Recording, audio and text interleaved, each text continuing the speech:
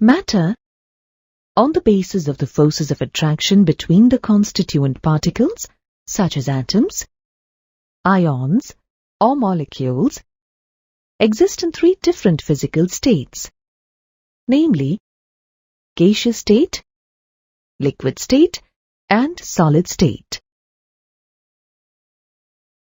You know that the constituent particles in gases and liquids are held together by relatively weak forces of attraction as compared to those in solids.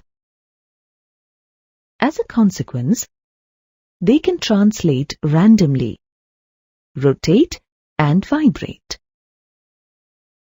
Gases and liquids, thus, have the ability to flow and take the shape of their container.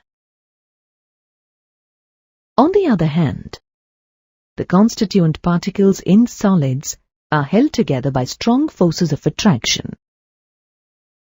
In other words, the constituent particles are closely packed.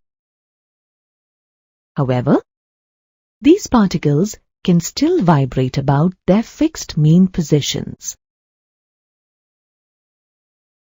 Solids possess some characteristic properties attributed to their close packing. They have a definite shape and volume. They lack the ability to flow. They are incompressible. They are rigid. In general, the distinct properties of the three different states can be attributed to the arrangement of the constituent particles. In other words, any change in the arrangement of these constituent particles changes the physical state of a substance. In turn, the arrangement of the constituent particles in a particular substance depends upon the external conditions of temperature and pressure. For example, at 1 atmospheric pressure, water in liquid state gets converted into its solid form, ice, at 0 degrees Celsius or 273 Kelvin. Let us now understand how the molecules of water in liquid state attain the molecular arrangement of water in solid state.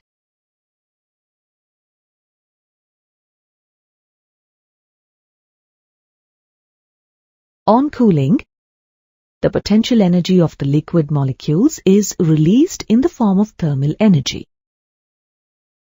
As a consequence, the space between the molecules decreases and the intermolecular forces of attraction increase. Also, the molecules lose their translator movement and rotatory movement, and they can only oscillate about their fixed mean positions. Thus, the molecules of the liquid attain the molecular arrangement of the solid. Let's take a quick look at how the structure and properties of a solid are correlated to one another. The nature of the constituent particles, the forces of attraction between them, and their arrangement together determine the structure of a particular substance.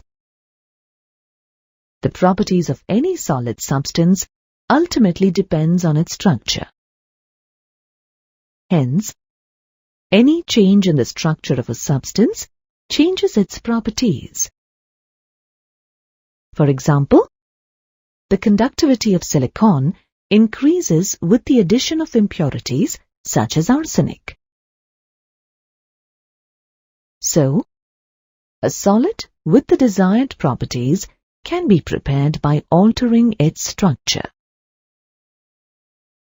Some solid materials that were prepared for applications in various fields are superconductors, such as intercalated compounds of fullerenes, certain ceramics, synthetic biopolymers such as PHBV and PLA, and carbon nanotubes.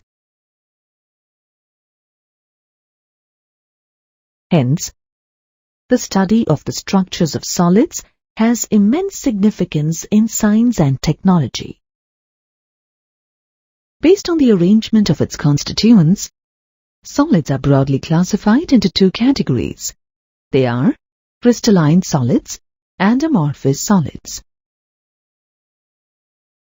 Crystalline solids have an orderly arrangement of their constituent particles, such as atoms, ions, or molecules, in 3 dimensions. They are arranged in an orderly manner to give a definite geometry to the crystal.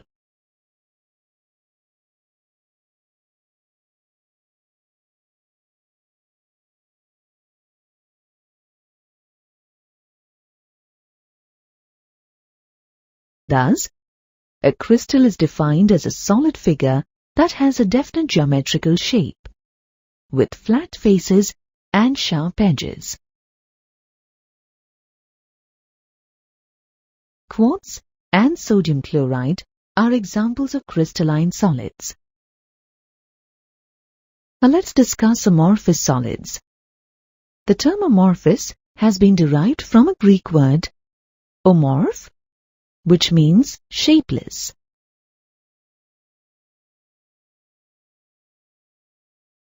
An amorphous solid consists of a number of constituent particles arranged in a random manner.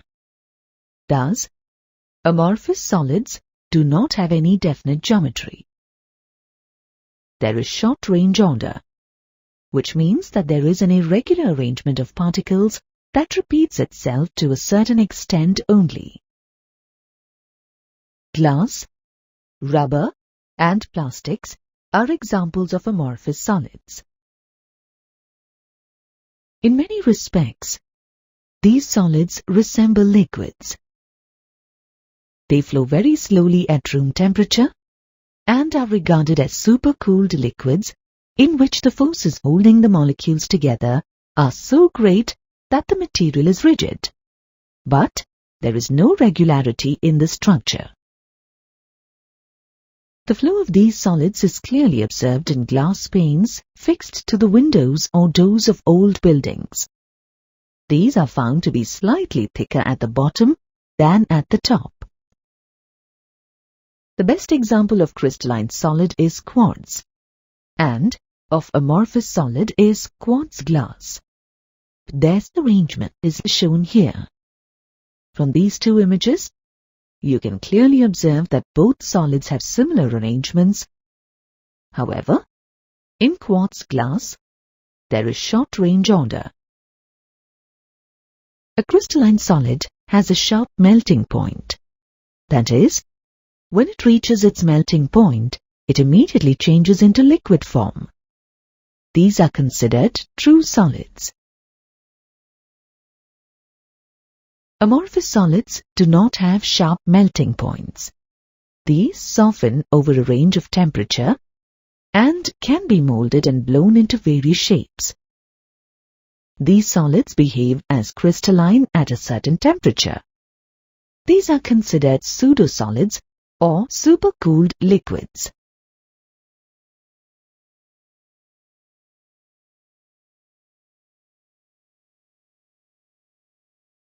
Crystalline solids are anisotropic in nature. In other words, some physical properties like refractive index and electrical resistance change along with the change in the direction of the solid. This is due to the ordered molecular arrangement in the solid. Amorphous solids are isotropic in nature. In other words, they show the same physical properties in all directions. This is due to the random arrangement of the solid. If a crystalline solid is broken into pieces, the small constituents will have the same smooth and plane surfaces.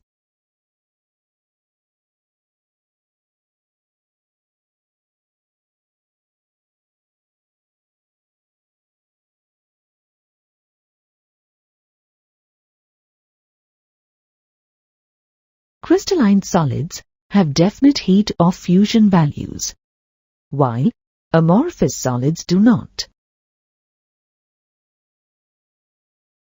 Another important property of these solids is symmetry. Crystalline solids show plane of symmetry, axis of symmetry, and center of symmetry. On the other hand, amorphous solids do not show any symmetry. On the basis of the type of forces holding the constituent particles together, crystalline solids are broadly classified into molecular solids, ionic solids, metallic solids, and covalent or network solids.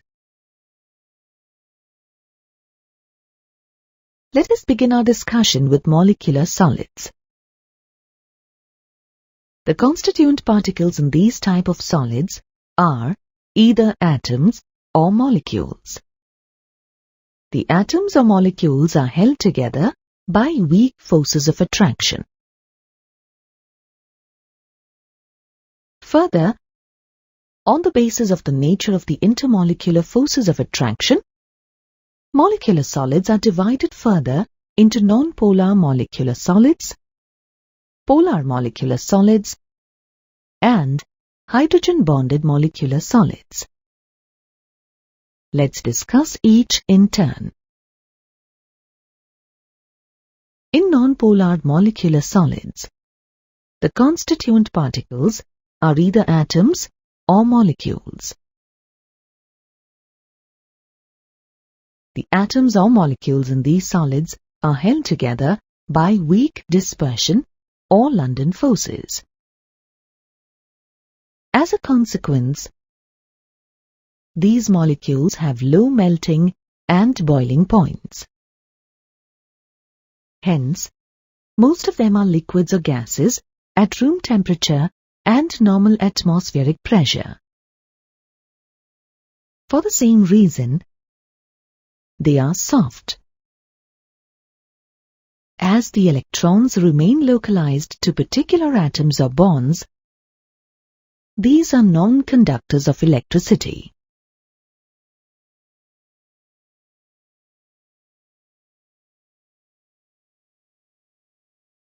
On the basis of the type of forces holding the constituent particles together, crystalline solids are broadly classified into molecular solids, ionic solids, metallic solids, and covalent or network solids. Let us begin our discussion with molecular solids. The constituent particles in these type of solids are either atoms or molecules. The atoms or molecules are held together by weak forces of attraction. Further, on the basis of the nature of the intermolecular forces of attraction, molecular solids are divided further into non-polar molecular solids, polar molecular solids, and hydrogen-bonded molecular solids. Let's discuss each in turn. In non-polar molecular solids, the constituent particles are either atoms or molecules. The atoms or molecules in these solids are held together by weak dispersion or London forces. As a consequence, these molecules have low melting and boiling points. Hence, most of them are liquids or gases at room temperature and normal atmospheric pressure. For the same reason, they are soft. As the electrons remain localized to particular atoms or bonds, these are non-conductors of electricity. In polar molecular solids, the constituent particles, molecules, are formed by polar covalent bonds. Solid sulfur dioxide and solid hydrochloric acid are some polar molecular solids. The molecules in polar molecular solids are held together by relatively stronger dipole-dipole interactions. As a consequence, these solids have relatively high melting and boiling points. However, these are usually gases or liquids at room temperature and normal atmospheric pressure. Like non-polar molecular solids, these are also soft and non-conductors of electricity.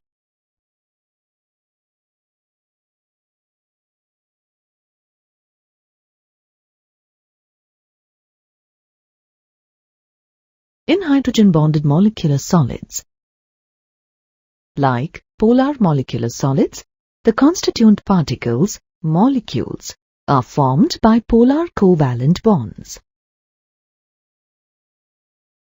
However, the bonded atoms in these molecules are essentially hydrogen and a highly electronegative atom, such as fluorine, oxygen, or nitrogen. Ice and solid hydrofluoric acid are two examples of hydrogen-bonded molecular solids. The molecules in these solids are held together by strong forces of attraction called hydrogen bonds. As a consequence, these solids have high melting points among the three types of molecular solids. Like the other two types of molecular solids, these solids are also non-conductors of electricity. At room temperature and normal atmospheric pressure, these are either soft solids or highly volatile liquids. The other type of crystalline solids is ionic solids. These solids have the ions as their constituent particles. The Coulombic or electrostatic forces of attraction hold the ions, cations, and anions together in the crystal. These cations and anions arrange regularly in three-dimensional space to form ionic solids such as sodium chloride, cesium chloride, and zinc sulfide. These solids have high melting and boiling points. This is attributed to the strong electrostatic forces of attraction. As a result, these solids are also hard but brittle. As the ions are in fixed positions, they are non-conductors of electricity in solid state. However, they are good conductors of electricity in fused or in their aqueous solutions. This stems from the fact that the ions acquire freedom of movement in their fused or aqueous solutions. You know that on the basis of the type of force that holds the constituent particles together, crystalline solids are broadly classified into molecular solids, ionic solids, metallic solids, and covalent or network solids. Let us begin our discussion with metallic solids. In metallic solids, the metal atoms, such as copper, iron, silver, and magnesium, lose their valence electrons to the crystal as a whole. These solids are merely a collection of positive ions surrounded by and held together by a sea of electrons. Hence, the constituent particles in a metallic solid are positive ions in a sea of delocalized electrons. The electrostatic forces of attraction between the positive ions and the electron cloud constitute the metallic bonding, which holds the positive ions together. These electrons are not localized on any atom, but rather delocalized uniformly over the entire crystal. These free and mobile electrons make metallic solids good conductors of electricity and heat. The electrons flow through a network of positive ions when an electric field is applied. Similarly, when heat is supplied to one corner of a metallic solid, the free electrons spread the thermal energy evenly throughout the solid. The presence of free electrons also accounts for the luster and color in some cases. Metals are highly malleable and ductile. Metallic solids have fairly high melting and boiling points. The other type of crystalline solids is covalent or network solids. The constituent particles in these solids are atoms. These atoms are held together in large networks by covalent bonds. This interlocking network of covalent bonds extends throughout the crystal in all directions. Hence, covalent solids are also called network solids. They are also termed as giant molecules. Diamond, graphite, and quartz are some network solids. As the atoms are held by strong covalent bonds, these solids are very hard and possess very high melting points. These solids are non-conductors of electricity, except for graphite.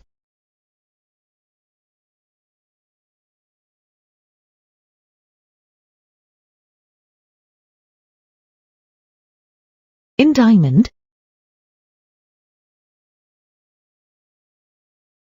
each carbon atom is bonded tetrahedrally to 4 other carbon atoms. Thus, a regular tetrahedral arrangement of carbon atoms bonded to one another in a 3-dimensional manner forms a network, resulting in a rigid giant molecule. Note that diamond is the hardest substance known and has a melting point of 3550 degrees Celsius. On the other hand, graphite is an exceptionally good conductor of electricity and is extremely soft. In graphite, each carbon atom is bonded to 3 other carbon atoms, resulting in hexagonal rings, which, when repeated throughout a plane, form sheets or layers. In its layered structure, the layers of hexagonal rings are arranged parallel to each other, as shown here. These layers are held together by weak van der Waals forces of attraction. The layers can slide over one another when impurities are present between them. On account of this, graphite is soft and can be used as a solid lubricant. As each carbon atom in graphite is bonded to only 3 other neighboring carbon atoms, the 4th valence electron is free to move about in different layers. Thus, the free mobile electrons account for the exceptional electrical conductivity in graphite.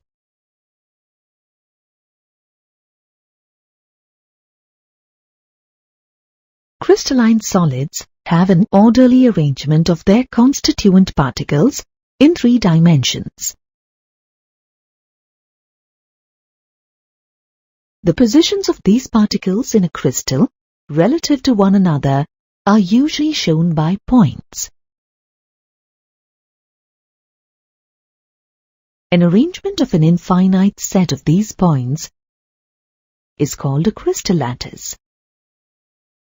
Thus, a crystal lattice is a regular arrangement of the constituent atoms, ions, or molecules in 3-dimensional space.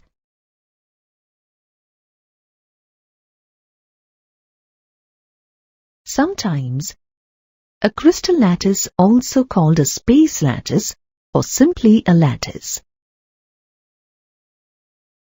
There are only 14 possible three-dimensional lattices and are called Bravais lattices, after Auguste Bravais, a French mathematician who first described them. Now let's look at the characteristics of a crystal lattice. Each point in a lattice is called a lattice point or lattice site. Each point in a crystal lattice represents one constituent particle, which may be an atom, a molecule, or an ion. Lattice points are joined by straight lines to bring out the geometry of the lattice. A crystal lattice can be subdivided into several cells, known as unit cells.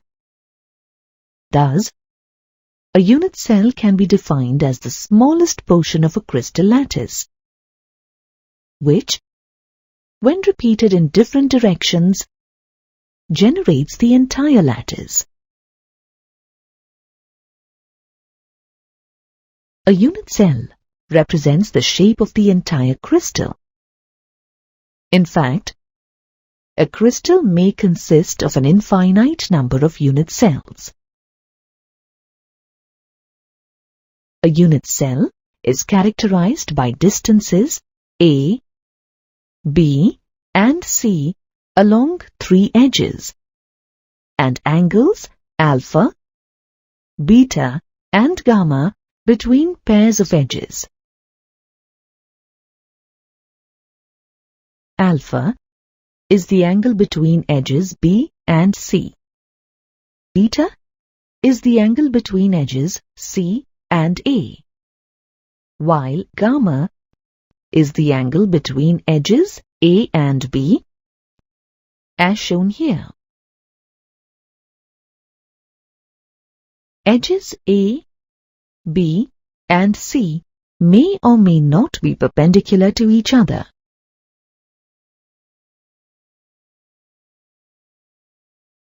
Unit cells can be broadly classified into two categories: primitive unit cells and centered unit cells. Unit cells in which all the constituent particles, such as atoms, ions, or molecules, are present only at the corners, are called primitive unit cells. Unit cells in which one or more constituent particles are present at positions other than its corners, in addition to those at the corners, it is called a centered unit cell. Based on the position of the centered constituent particle, centered unit cells are categorized into three types: body-centered unit cell, face-centered unit cell, and end-centered unit cell. A body-centered unit cell has constituent particles at all its corners, as well as one particle at its body center, as shown here. A face-centered unit cell has constituent particles at all its corners, as well as at the center of each face. An end-centered unit cell has one constituent particle at the center of any two opposite faces besides the ones present at its corners. You know that a three-dimensional crystal lattice is generated by the translation of lattice parameters A, B, and C. Based on lattice parameters, we have 7 popular crystal systems, namely cubic, tetragonal, orthorhombic, hexagonal, rhombohedral, monoclinic, and triclinic. Let's discuss each in detail.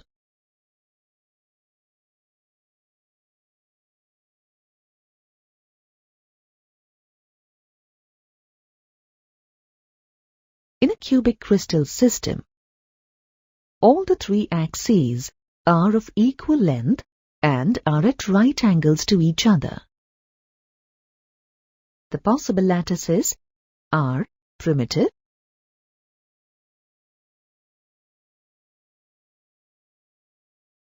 body-centered, and face-centered, as shown here.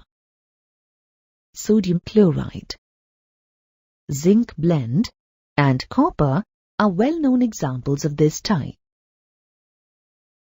In a tetragonal crystal system, the three axes are at right angles to each other, but only two are equal. The possible lattices are primitive and body-centered. Calcium sulfate and titanium dioxide are examples of this type of crystal structure.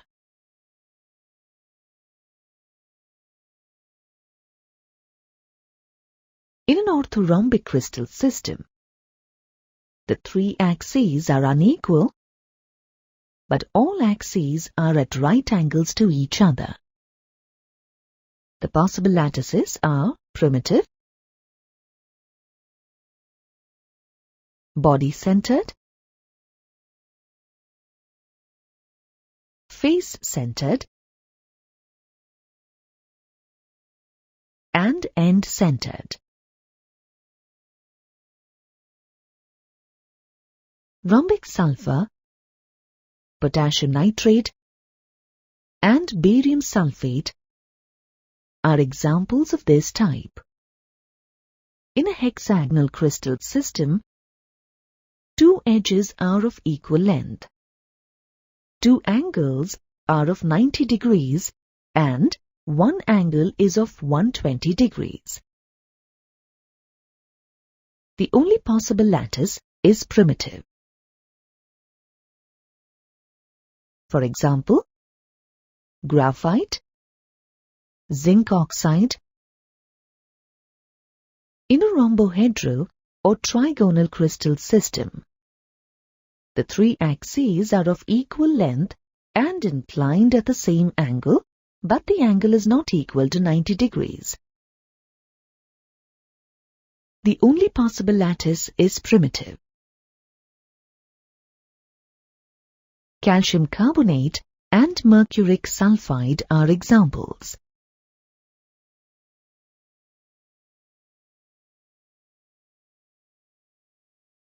In a monoclinic crystal system, the three axes are of unequal length and only two angles are of 90 degrees. The possible lattices are primitive and end-centered. For example, monoclinic sulfur and decahydrated sodium sulfate. In a triclinic crystal system, the three axes are of unequal length and all angles are different, and none is equal to 90 degrees. The only possible lattice is primitive. Potassium dichromate, boric acid, and copper sulfate pentahydrate are some examples. You already know that every crystal lattice is made of an infinite number of unit cells,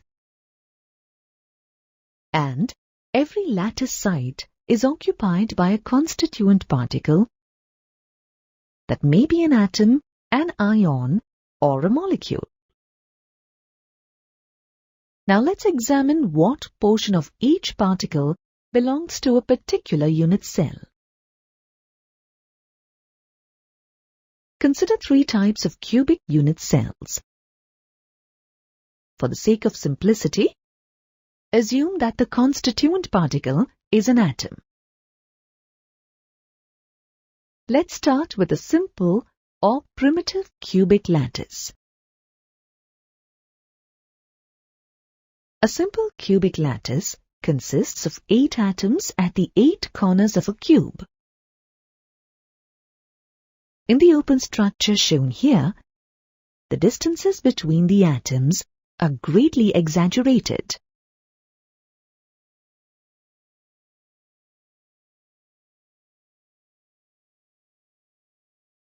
In reality, the atoms are packed much more closely together, as shown in the space-filling model here. The space-filling model shows that the atoms touch along the edges of the cell. By considering the portion of atoms inside the cell boundary, we can generate a unit cell of a simple cubic lattice. From this, it is evident that each atom at the corners contributes 1/8 of its original volume to each unit cell.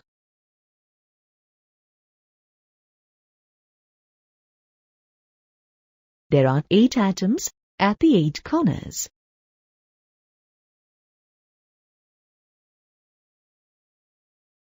Thus, the number of atoms in each unit cell is equal to 8 corner atoms into 1/8 of an atom per unit cell, which is equal to 1.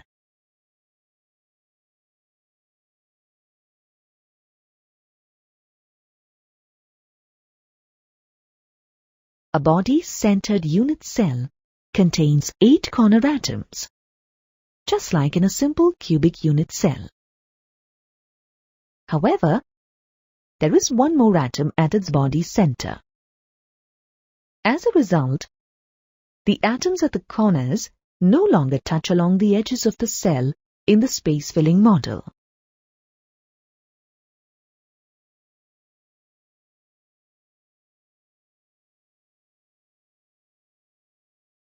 The unit cell of a body-centered cubic cell is shown here.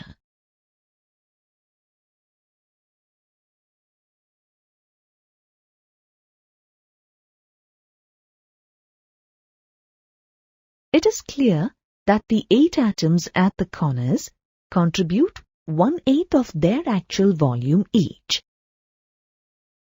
In addition, one atom lies completely inside the cell.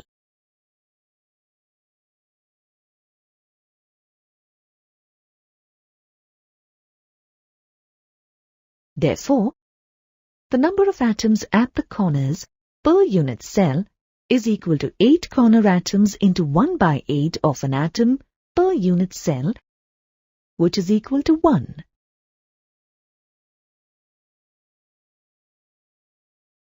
There is one atom at the center of the cube. Thus, the total number of atoms in a body-centered cubic unit cell is 2.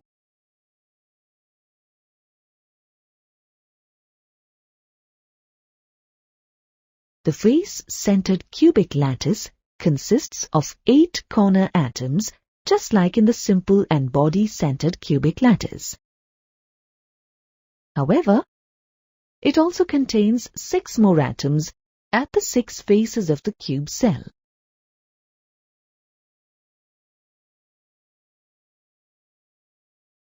The atoms touch along the diagonals, and each touches 4 corner atoms.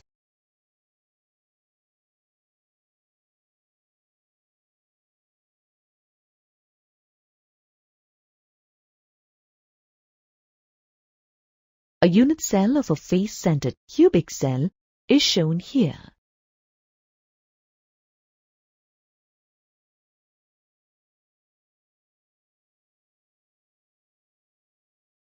It is clear that the atoms at the corners contribute 1/8 of their original volume each.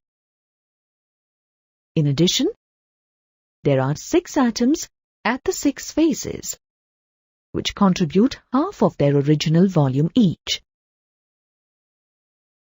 The number of atoms at the corners per unit cell is equal to 8 corner atoms into 1 by 8 of an atom per unit cell, which is equal to 1. The number of atoms present at the faces per unit cell is equal to 6 atoms at the faces into half an atom per unit cell, which is equal to 3. Thus, the total number of atoms per face-centered cubic unit cell is 4.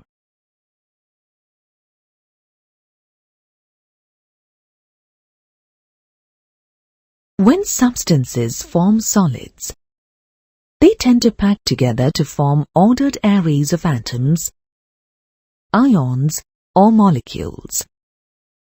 Let's see how this order arises and what different kinds of arrangements are possible. Many a times, oranges or apples stacked nicely on a vendor's cart catch your attention. It is a practical application of close packing. A honeycomb is an excellent example of close packing found in nature. A close packing is thus defined as a way of arranging equidimensional objects in space, such that the available space is filled very efficiently. Solids are three-dimensional objects, and we will develop their structure in 3 steps. To understand how the constituent particles are packed, let us assume that these particles are hard spheres of identical size. First, let's look at close packing in 1 dimension. You can see that there is only one way of arranging the spheres in a 1-dimensional close-packed structure, that is, by arranging them in a row touching each other. In this arrangement, each sphere touches 2 neighboring spheres. In general, the number of nearest neighbors of a particle is defined as its coordination number. Therefore, the coordination number of a particle or sphere in 1-dimensional close packing is 2. Let's now look at close packing in 2 dimensions. When a number of rows are stacked up, a 2-dimensional crystal plane is generated. Obviously, there are 2 ways of stacking the rows. One way is for the rows to lie one above the other, with one sphere exactly above another. You can see that the spheres are aligned horizontally as well as vertically. If the arrangement of the spheres in the first row is said to be of A type, then the arrangement of the spheres in the successive rows is also of A type. The packing thus obtained is called AAA type packing. You can also see that each sphere is in contact with 4 other spheres, 2 on either side, 1 above and 1 below. Hence, the coordination number becomes 4. Also, if you join the centers of these 4 spheres, you will get a square. Therefore, this type of close packing is also referred to as square close packing. The other way is for the spheres of the second row to be seated on the first row in a staggered manner. That is, in the depressions of the first layer. The spheres of the third layer are placed in the depressions of the second layer, and so on. Evidently, the spheres in the third row are vertically aligned with the spheres in the first row. This pattern is followed throughout. If the arrangement of the spheres in the first layer is of A type, then the arrangement of the spheres in the second layer is of B type, and the arrangement of the spheres in the third layer is again of A type, and so on. The packing thus obtained is called AB-AB type packing. You can also see that each sphere is in contact with 6 other spheres, 2 on either side, 2 in the layer below, and 2 more in the layer above. Hence, the coordination number of a sphere becomes 6. Also, if you join the centers of these 6 spheres, you get a hexagonal pattern. Therefore, this type of close packing is also referred to as hexagonal close packing. If you compare the two arrangements, you can see that in hexagonal close packing, the constituent spheres occupy the space more efficiently. Therefore, constituent particles will arrange themselves in hexagonal close packing in a plane or 2 dimensions. Some spaces are left vacant after the close packing of the spheres. These vacant spaces are called voids or interstitial sites. In the figure, the empty spaces are seen as curved triangular spaces. These spaces left between the spheres can be divided into 2 kinds, B and C.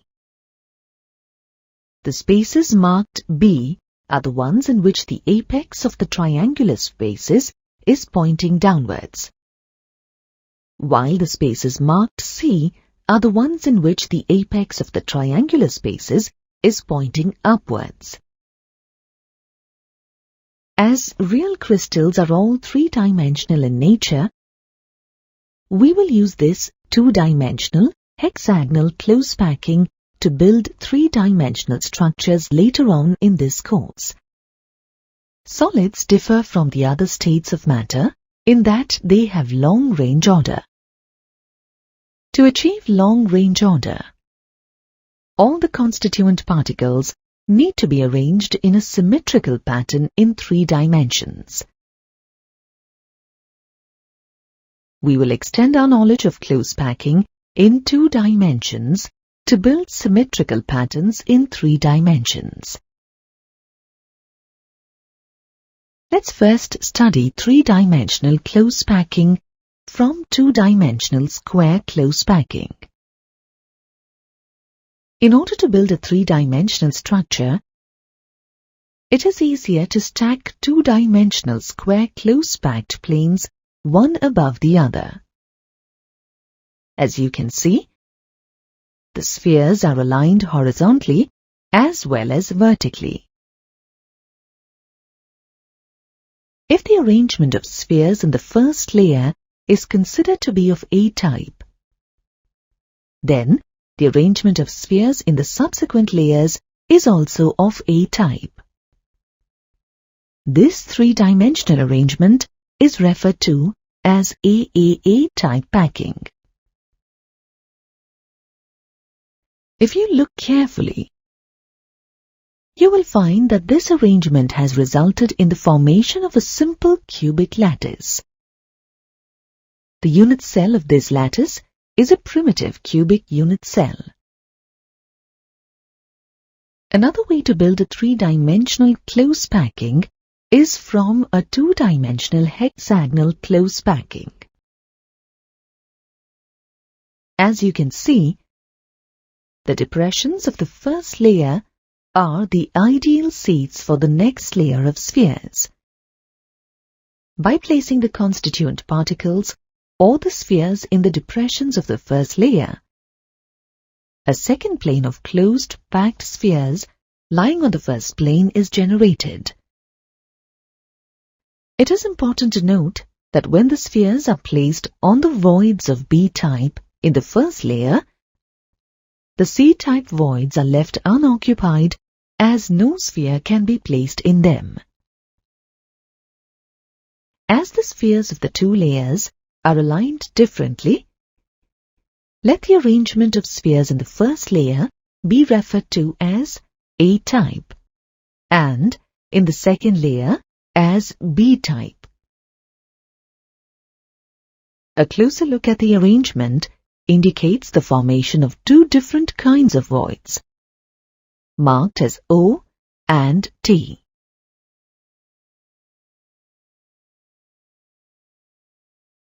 If you look carefully, you will find that this arrangement has resulted in the formation of a simple cubic lattice.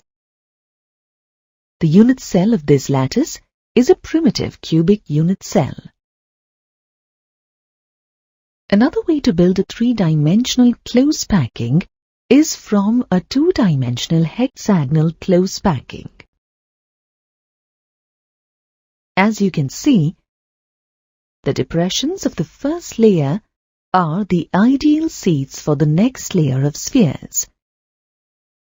By placing the constituent particles or the spheres in the depressions of the first layer, a second plane of closed packed spheres lying on the first plane is generated. It is important to note that when the spheres are placed on the voids of B-type in the first layer, the C-type voids are left unoccupied as no sphere can be placed in them. As the spheres of the two layers are aligned differently, let the arrangement of spheres in the first layer be referred to as A-type and in the second layer as B-type. A closer look at the arrangement indicates the formation of two different kinds of voids, marked as O and T.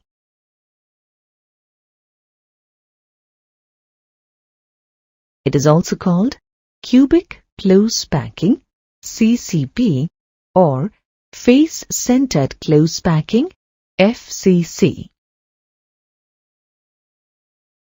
Metals like iron, copper, and silver crystallize in CCP structures. Further, as can be seen in hexagonal close packing and cubic close packing, a sphere has the coordination number 12. It is in contact with 6 spheres in its own layer, 3 more in the layer above, and 3 more in the layer below. Also, both the forms hexagonal close packing and cubic close packing are equally efficient in terms of filling up space.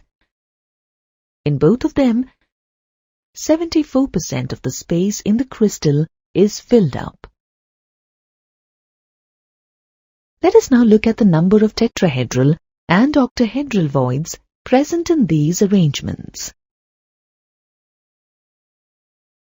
In a close-packed structure, whether CCP or 8CP, if there are n spheres in the packing per unit cell, then the number of octahedral voids is the same as n, while the number of tetrahedral voids is equal to 2n.